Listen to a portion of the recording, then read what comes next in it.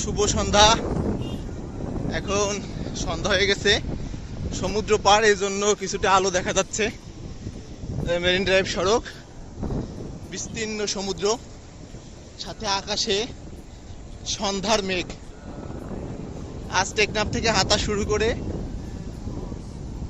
Teknaf beach অতিক্রম করে সাবডাং 0 পয়েন্টের দিকে অগ্রসর হচ্ছি। অলরেডি 9 কিলোমিটার হয়েছে, আরো 2.5 থেকে 3 কিলোমিটার বাকি আছে। আজকে আবহাওয়াটা দারুণ, আকাশ মেঘাচ্ছন্ন, খন্ড খন্ড মেঘগুলো ভেসে বেড়াচ্ছে, সাথে সমুদ্র